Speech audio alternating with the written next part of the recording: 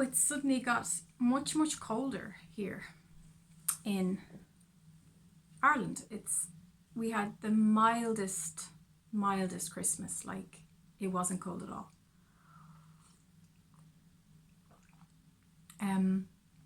But suddenly it's gotten cold, but that's okay. I just want to have a little chat with you. How was your, it's a big mouthful, full moon, blood moon, wolf moon, lunar eclipse on the 21st? I found it really pleasant, actually, just like the angel said it would be. And in my video that I did about a week before, it was everything that they promised. It's definitely a very creative energy, a time of rest, a time of reflection, and also important that we don't try to escape ourselves, that there's no like numbing or self-medicating or distraction around the eclipses. It's so important that we are very present with the eclipse season, with the eclipse energies. I feel now the most important thing about this recent eclipse energy, and eclipse energies are not just about the day and the night that it happens, it's about the full time. It's about eclipses affect us before and after, especially after, for 6 months, can be up to 6 months after. So whatever intentions you've set in motion on the 21st of January, you will be living through those intentions and that energy for the next while. So that's why it's important to be present around that time, because you don't want to be,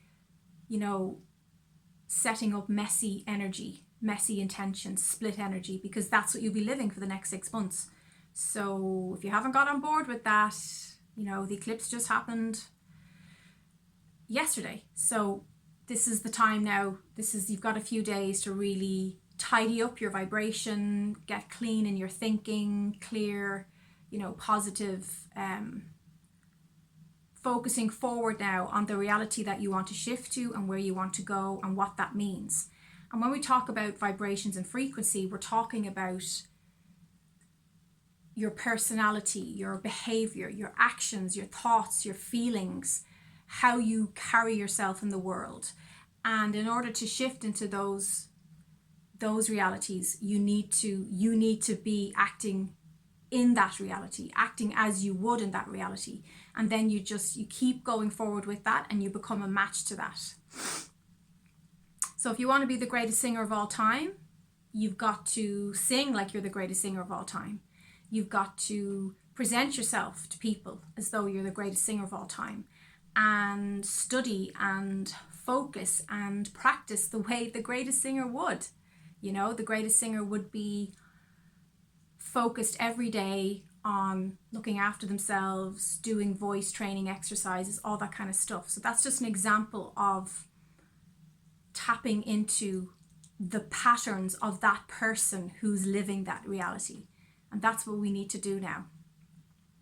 Because you notice in a lot of prayers in different cultures and different religions, they talk about heaven on earth, heaven on earth, amen, bringing heaven to earth. That's, a precognition, a prophecy of what we're living now. We've actually, the fifth dimension is bringing paradise down to Gaia, down to a grounded level, and actually living that out on earth. So what does paradise mean to you? What does heaven mean to you? What does that look like? What does that smell like? What does that feel like? That's really what these energies are about. And when you recognize what that's about intellectually, you have to embody it. You have to become that.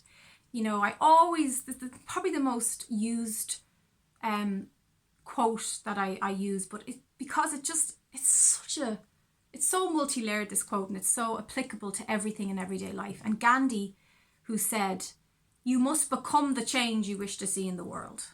It's so true. You must become that. You must embody it. You must live it, breathe it, walk it, talk it. There's no point in saying you're a nutritionist when you have your work hat on and you're really into health and well-being and fitness when you're in your job, and then you go home and you smoke and drink and you abuse yourself and you've no respect for yourself. That's not somebody embodying what they believe in. You have to, it needs to be, I'm actually thinking of something that my friend Laura said to me, the housemate I was living with there in Sligo, and she one time said to me, like, you are a shamanic healer. Like, it's like, I'm living with you and I can see that it's in everything you do. It's just you. It's just you being in your integrity and your authentic self.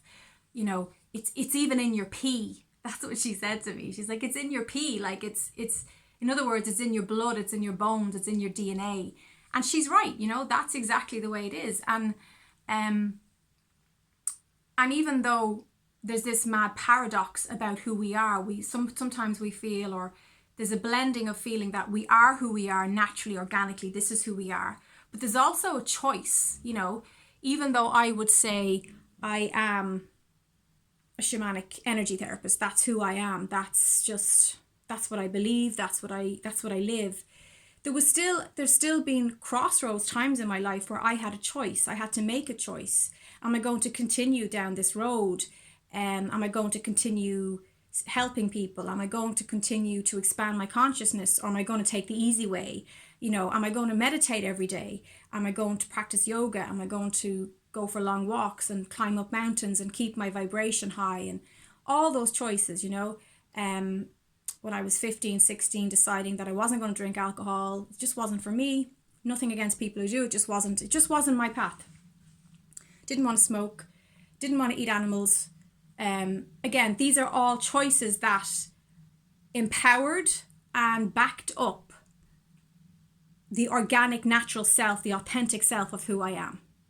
So it just empowered and encouraged and just really gave oomph to my destiny of doing what I do.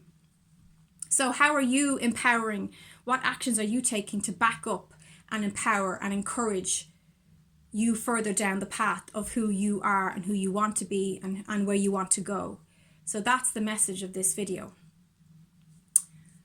I'd love to know what actions you're taking in the comments below. Are you going to make a decision that you're going to meditate every day for 15 minutes, which is all you need? If you want to do more, brilliant. If you feel inspired, never make it a chore. Never make anything in your life a chore.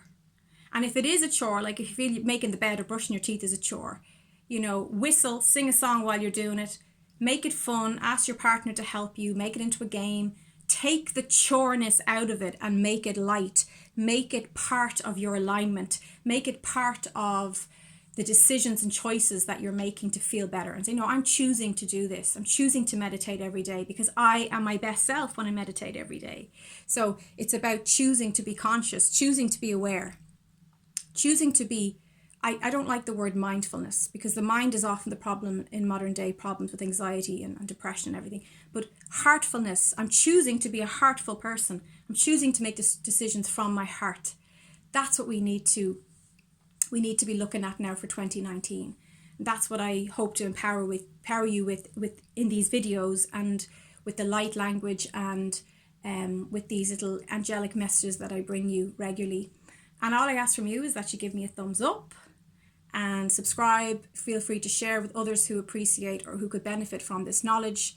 So I'd love to know, what are you doing in 2019? What choices are you making now and living and embodying, not resolutions, but what you're actually embodying to be your highest best self, and what that means for you, what those things symbolize for you being your highest self. Namaste.